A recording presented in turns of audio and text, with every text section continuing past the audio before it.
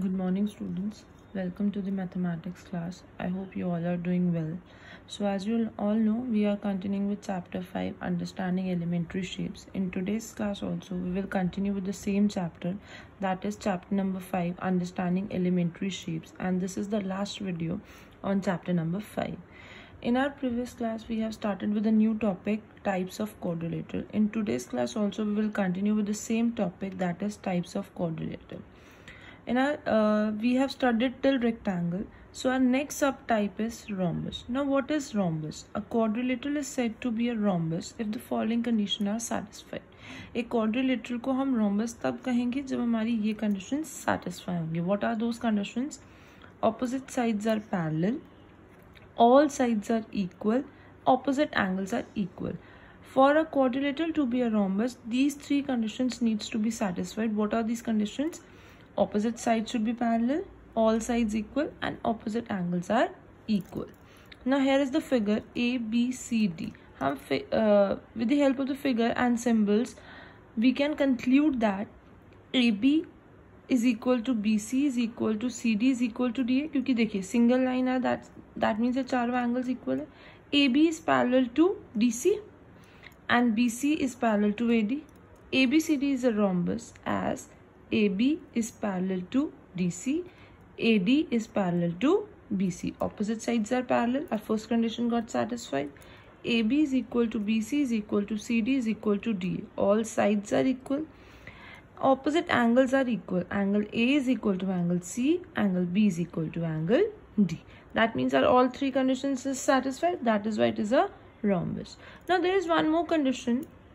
Diagonals of a rhombus bisect each other.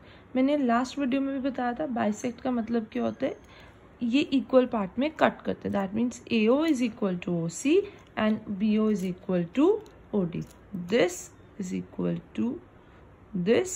मैं यहाँ double लगा रही हूँ क्योंकि ऑलरेडी सिंगल वहाँ लग चुका है. And this is equal to this.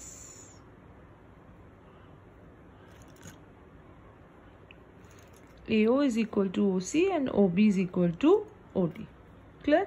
Bisect each other at right angle का मतलब क्या है, यहाँ पे ईच अदर, यहाँ पे जो ये एंगल फॉर्म हो रहा है, ये each angle, that means angle AOB, angle BOC, angle COD, angle DOA is 90 degree.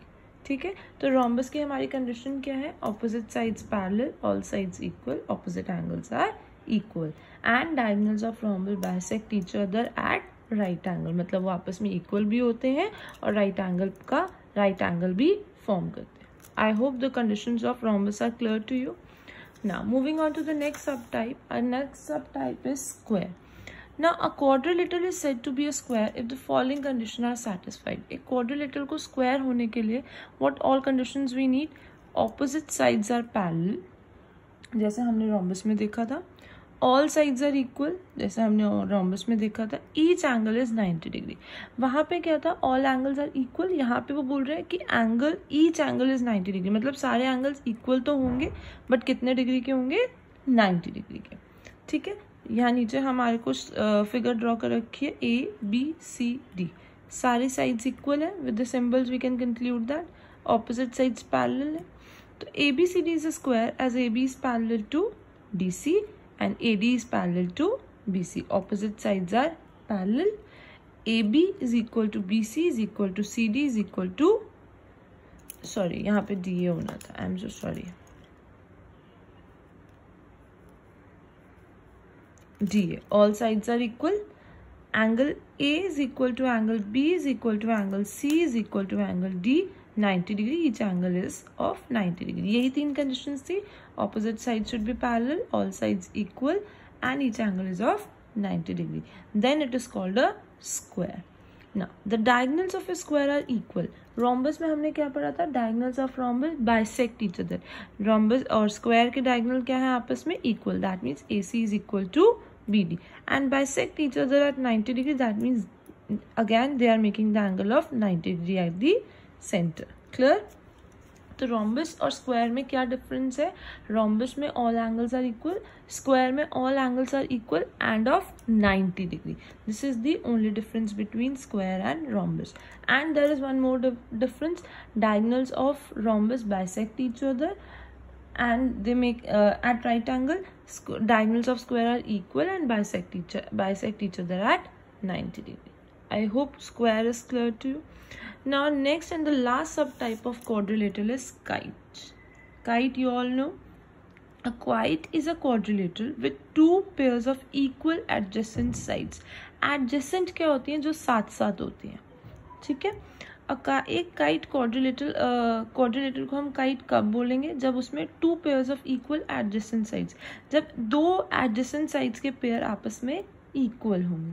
जैसे ये फिगर देखिए ए बी सी डी, इसमें हम सिंबल से क्या दे सकते हैं? ए डी ए बी के इक्वल, ये वन पेयर इक्वल हो गया, और सी डी सी बी के इक्वल, ठीक है.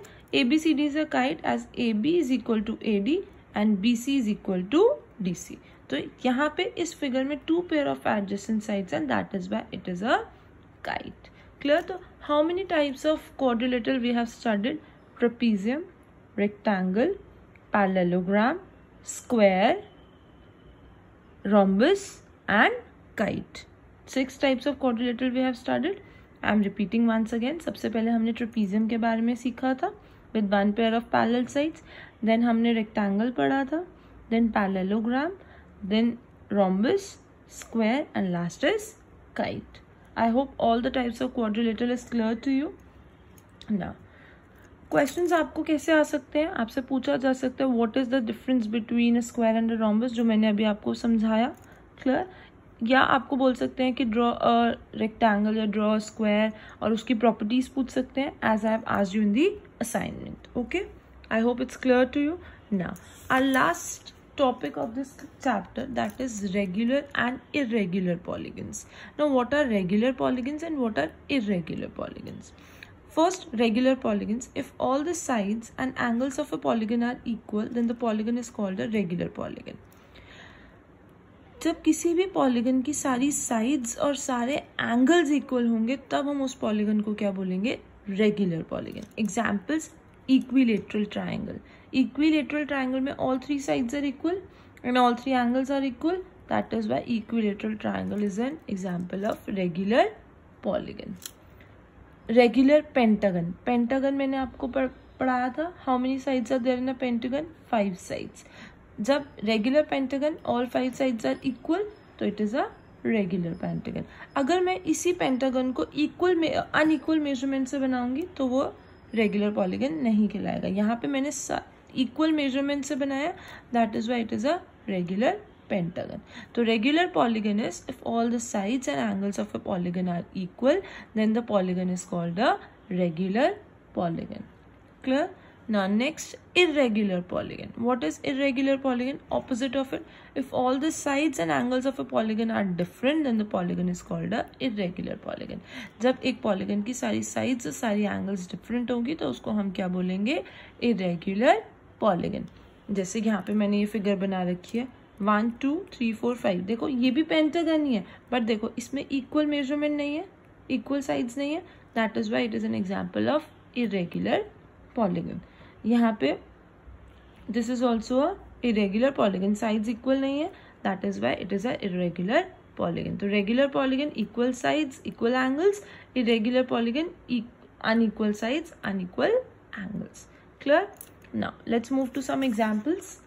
First example says state which of the following are regular polygon. आपसे कुछ पार्ट्स पूछे गए हैं, आपको बताना है इनमें से कौन से रेगुलर पॉलीगन्स हैं. Equilateral triangle. Equilateral, all the three sides are equal, that is why, and all the three angles are equal, that is why it is a regular polygon. अगर मैं isosceles triangle पूछूं तो क्या वो regular polygon होगा? No, because isosceles triangles में only 2 sides are equal. Clear? Scalene triangle भी नहीं होगा बिकॉज उसमें all the 3 sides are unequal. Square, yes, square में all 4 sides are equal and all 4 angles are equal. अभी हमने पढ़ा 90 डिग्री होते हैं सारे एंगल्स, तो yes. Parallelogram. Why parallelogram is not a regular polygon? Because opposite sides are equal and opposite angles are equal, तो it is not a regular polygon. A hexagon. Hexagon में कितने साइड्स होते हैं बेटा? 6 साइड्स और side 3 centimetre each. अब उन्होंने specify कर दिया हेक्सागन है 6 साइड्स का और उनकी साइड क्या है? 3 सेंटीमीटर ईच। हर साइड की डायमेंशन कितनी है? 3 सेंटीमीटर। तो रेगुलर होगा? यस। तो आई होप आपको ये क्लियर होगा। इस टाइप का आपका क्वेश्चन आ सकते हैं, या आपको फिगर ड्रॉ दे दे, उसमें साइड्स की मेजरमेंट दे दे, एंगल्स की मेजरमेंट दे दे और पूछे whether it is regular polygon और irregular polygon. Last example, draw a rough sketch of regular hexagon. आपको एक रफ स्केच बनाना है एक रेगुलर हेक्सागन का। Connect any 3 of its vertices, उसके कोई भी 3 वर्टेक्स को कनेक्ट करो टू ड्रॉ अ ट्राइंगल, और उससे क्या बनाओ? एक ट्राइंगल बनाओ। तो हेक्सागन में कितनी साइड्स होती हैं? 6 साइड्स। पेंटागन में 4 साइड्स होती हैं। देखिए क्वाड्रिलेटरल को हम क्वाड्रिलेटरल क्यों कहते हैं? क्योंकि वो 4 साइड से मिलकर बनता है। पेंटागन 5 साइड्स, हेक्सागन 6 साइड्स, ठीक है। Septagon 7 sides, octagon 8 sides. Clear? तो हमने यहाँ पे 6 साइड्स का बनाया, 1 2 3 4 5 6 लाइक दिस, ठीक है। अब इक्वल डायमीटर हमने इक्वल मेजरमेंट से बनाया, तो रेगुलर हेक्सागन ड्रॉ कर लिया।